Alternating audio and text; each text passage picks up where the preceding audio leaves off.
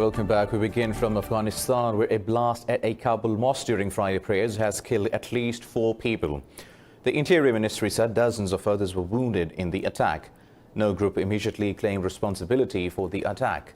Earlier, 9 Afghan soldiers were killed in a roadside bomb attack carried out by the Taliban in eastern Paktika province.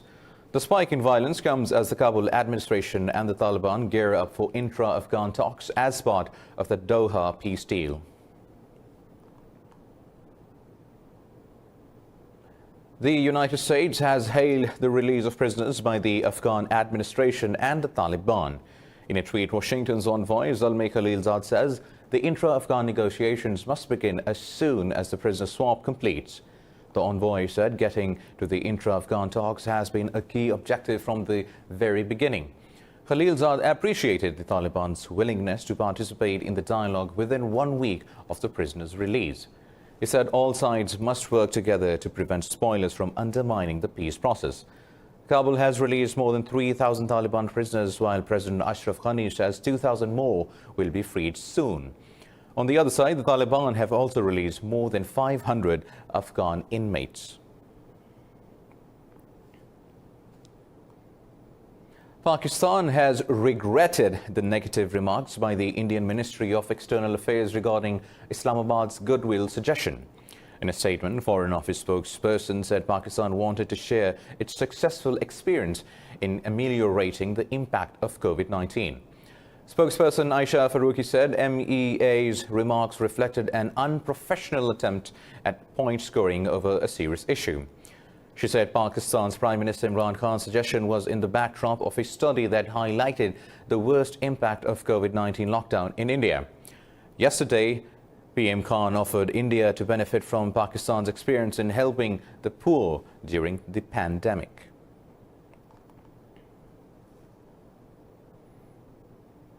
Pakistan has reported a record 107 deaths from COVID-19 and over 6,000 infections in the last 24 hours.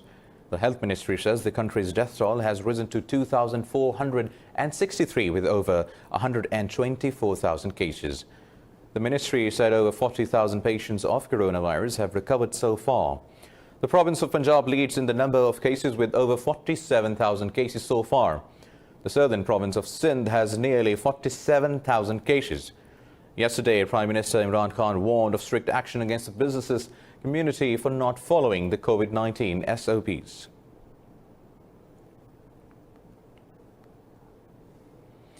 Now, the death toll from COVID-19 in Brazil has crossed 40,000 after 1,239 people died in the past 24 hours. In the US, 910 people have died overnight, with a toll nearing 114,000. Meanwhile, Mexico's death toll has risen by 587 to nearly 16,000. Worldwide, the death count has crossed 421,000, while infections are over 7.5 million. More in this report. Countries are forced to choose between human and economic damage of COVID-19 as fears of a second coronavirus outbreak hit global shares. The UN says the economic fallout from the pandemic can plunge to an extra 395 million people into extreme poverty. While Latin America continues to be the virus epicenter, its worst-hit country, Brazil, has reopened shopping malls in all major cities. The island nation of Cuba is looking forward to reopening its borders, but the government announced it will do so in phases. During the first phase, we will not only restart tourism from the first phase. From the first day, we say it starts from this day. Tourism will open up, but what will open? How will it start? During that first phase, only the internal market will open. In other words, the national tourism, those who live in Cuba. China has reported 7 new coronavirus cases, including the first instance of a local transmission in Beijing in weeks. Authorities said the other 6 cases were all brought into the country by Chinese citizens arriving from abroad. Meanwhile, South Korea has announced to extend its prevention and sanitation guidelines until daily new infections drop to single digits. The government has decided to extend the current prevention and sanitation guidelines in the capital area while putting extra quarantine efforts after discussing with local governments in Seoul area. Over in Australia, the federal government has stepped up pressure on state leaders to reopen internal borders to revive the country's economy. In Indonesia, hundreds of children have died from COVID-19, giving the country one of the world's highest rates of child deaths from the virus. Meanwhile, Russia says keeping quiet about the Western coalition crimes in Iraq is impermissible and those responsible must be brought to justice. This comes after the UK said all inquiries and prosecution of British military personnel for crimes in Iraq will be wrapped up within weeks. In a news briefing, Foreign Ministry spokeswoman Maria Zakharova said it is unclear why the investigation of specific incidents and facts was being terminated. She said it's important to prevent crimes from being brushed under the carpet. The spokesperson questioned the justice of the Western coalition. Zakharova said UK's stance is clear, evidence that London is determined to conceal numerous instances of disgraceful conduct by British troops in Iraq.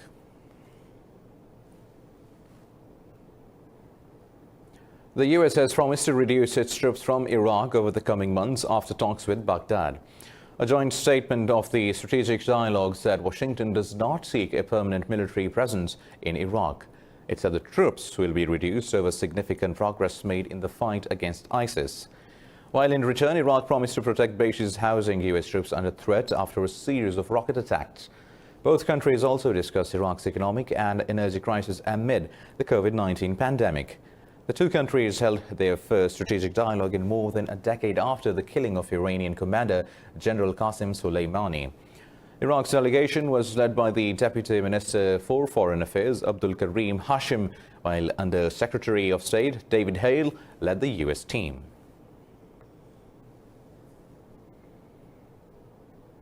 And the US has increased funding for its missile defense system in the National Defense Authorization Act for the fiscal year 2021.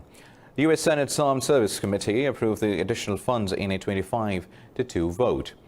The draft bill summary provides additional funding for the hypersonic and ballistic tracking space sensor weapons, among others. The bill authorizes $1.4 billion for the Pacific Deterrence Initiative to send China a strong signal and defend U.S. interests in the Indo-Pacific region. The legislation also mandates realigning and improving weapons capabilities in the region to blunt a possible offensive from Beijing. The law provides $9.1 billion to procure 95 Joint Strike Fighter aircraft, 14 more than the U.S. administration had actually requested. The International Criminal Court has criticized the U.S. sanctions as an unacceptable attempt to interfere with the rule of law. In a statement, the ICC said Washington's economic and travel restrictions against the court's employees amount to threats and coercion. The Hague-based tribunal said it will stand by its investigators and staff in the face of a series of unprecedented attacks on the court. Meanwhile, the European Union reassured the court of its steadfast support. The bloc's Foreign Affairs Minister Joseph Borrell said Washington's measure against the legal body are a matter of serious concern. This is a matter of serious concern, as you can understand, because we, as European Union, we are steadfast supporters of the International Criminal Court. I think that for sure I can reiterate our support to this institution. Earlier, U.S. President Donald Trump sanctioned investigators involved in an ICC inquiry into possible war crimes in Afghanistan. The Human Rights Watch condemned the move, calling it a blatant attempt at obstruction and contempt for the global rule of law. Now moving on, North Korea has accused the U.S. of making empty promises, calling Washington a long-term threat to Pyongyang. In a statement, North Korea's Foreign Minister Ri Song-won said Pyongyang will develop more reliable military forces to counter Washington's threat. Ri said there was little reason to continue the personal relationship between North Korea's Supreme Leader Kim Jong-un and U.S. President Donald Trump. He said the Trump administration was only focused on scoring political points by threatening Pyongyang with nuclear strikes and regime change. Meanwhile, a U.S. State Department spokesperson said Washington is committed to reaching a balanced agreement with Pyongyang. The bilateral tensions have been intensifying since the failed Vietnam summit between Kim and Trump in February 2019. UAE's envoy to US, Yosef Al-Uthayba, says Israel cannot expect to normalize relations with the Arab world if it annexes land in the occupied West Bank. In an article in the Israeli newspaper, Al-Uthayba said the move will be an illegal takeover of the land Palestinians seek for a state. He said the annexation will upend all Israeli aspirations for improved security, economic and cultural ties with the Arab world and UAE. The envoy said the move will undermine the changing opinion of the people about Israel. Israel has no diplomatic relations with Gulf countries, but common concern over Iran's regional influence have led to a thaw in ties. The United Nations says cruise missiles used in Houthis' attacks on oil facilities and an international airport in Saudi Arabia last year were of Iranian origin. This comes as Washington pushes the UNSC to extend an arms embargo on Iran that is due to expire in October under the nuclear deal.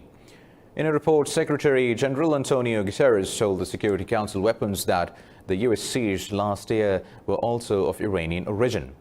Guterres added the drones used in May and September attacks were also of Iranian region. Iran's mission to the United Nations in New York did not immediately respond to a request for comment on the report. However, Council veto powers Russia and China have already signaled their opposition to the move. The 15-member Council is due to discuss the report later this month. The UN has expressed horror at reports of at least 8 mass graves discovered in Libya's Darhouna city. Last week, the country's internationally recognized government retook the area from Khalifa Haftar-led Eastern forces. In a tweet, the UN mission in Libya said the international law requires prompt, effective and transparent investigations into all alleged cases of unlawful deaths. The mission said it welcomes the Justice Minister's decision to establish a committee to look into the matter. It said it will provide all the necessary support to the government to probe the mass graves.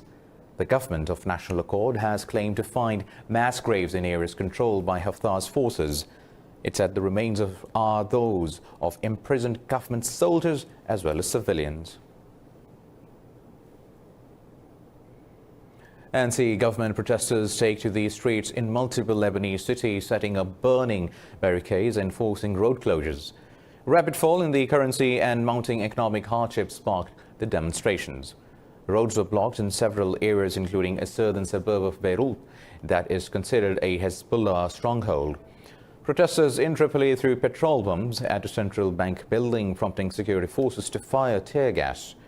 The Lebanese pound slid to about 5,000 to the dollar and has lost 70% of its value since October. The devaluation has increased inflation and unemployment in the crisis-hit country.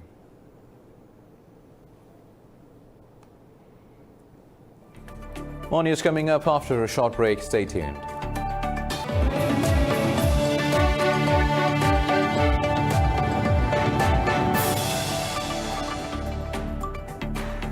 Welcome back. Now, Pakistan says it remains committed to cooperating with all neighbors on controlling the locust threat.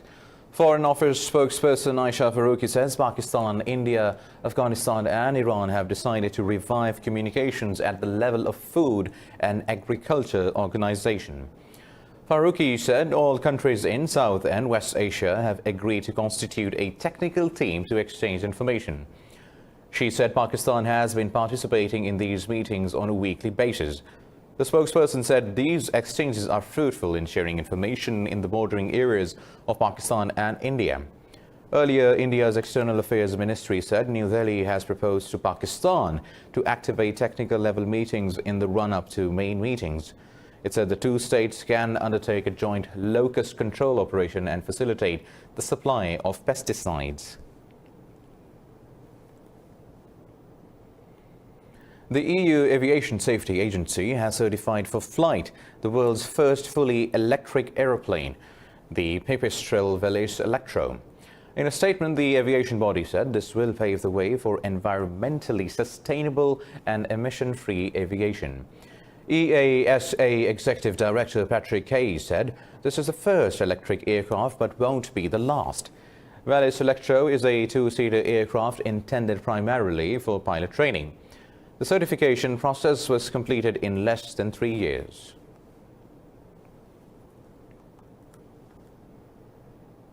New Zealand's North Island is suffering from a severe drought without any significant rainfall since last November.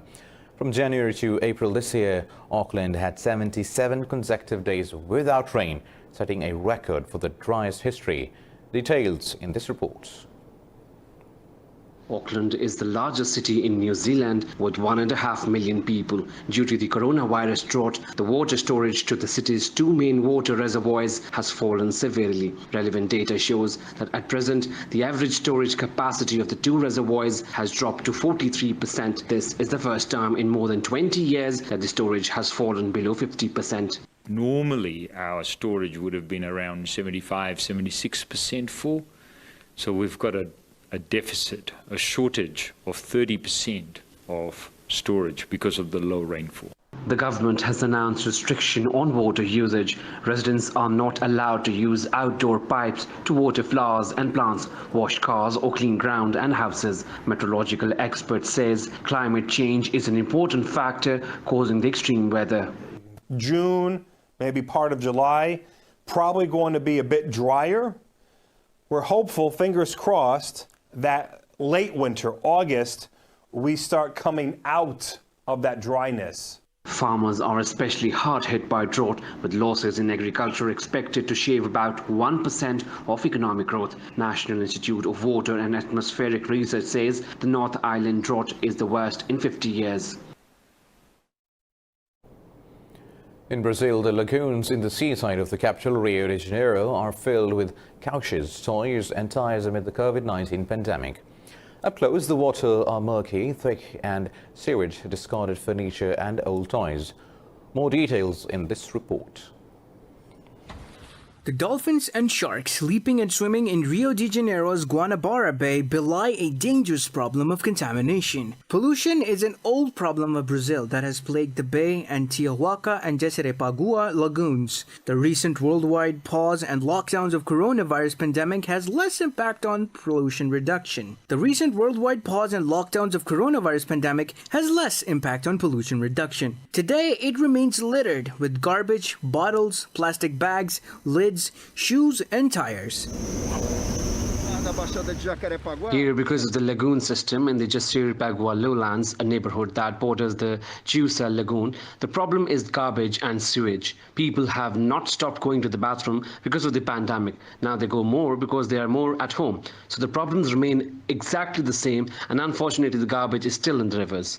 Fishermen say there is a resurgence in marine life due to lockdown, but the pandemic appears to have made little dent in the pollution. A fisherman, Jesus Coutinho, works on the bay. He believes the coronavirus pandemic has largely helped worldwide environmental efforts. This pandemic, on one hand, killed a lot of people, but on the other hand, it made a good contribution to nature. According to statistics, Tijuana has 6.5 million cubic meters of mud and garbage, which grows with each new rain. This is a garbage deposit where part of the population throws everything into the rivers, and the rivers end up like this. According to the Bahia Viva environmental movement, pollution affects some 100 coastal lagoons of Rio de Janeiro state coast.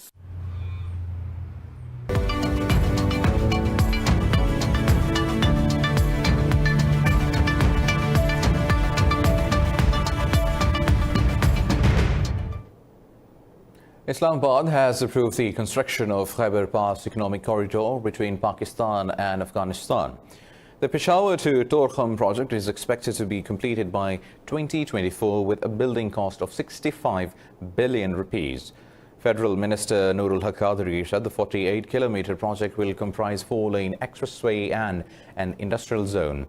He said the project will usher into an economic revolution in the area. The minister said the corridor will link Central Asia with South Asian region throughout Afghanistan and will be a guarantor of prosperity in the region. The UK's economy has shrunk by 20.4% in April, the largest monthly contraction on record since 1997. The Office for National Statistics says historic fall due to COVID-19 lockdown affected virtually all areas of activity. The contraction is 3 times greater than the decline seen during 2008 financial crisis. The ONS said from February to April, economy declined by about 10.5% compared with the previous 3 months period. ONS Deputy National Statistician Rob Kent-Smith said April's fall in GDP brought the size of the economy to what it was in 2002. The Bank of England and the country's budget office have warned Britain can be heading for its deepest recession in 3 centuries this year.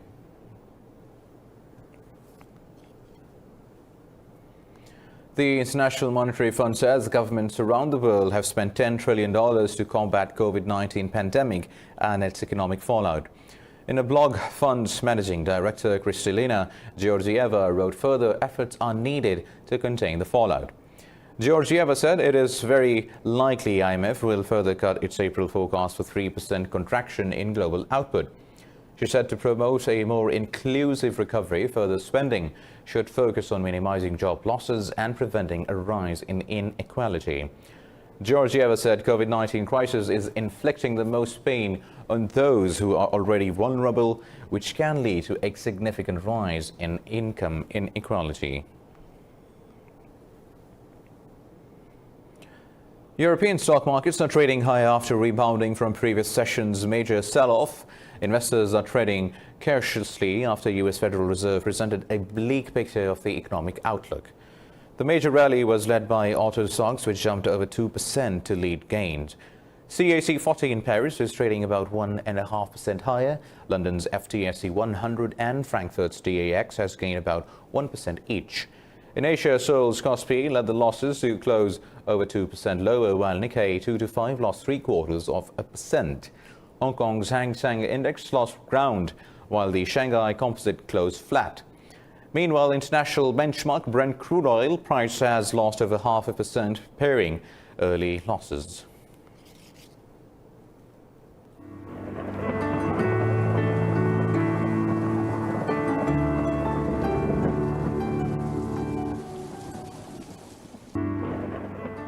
Now let's have a look at the weather updates.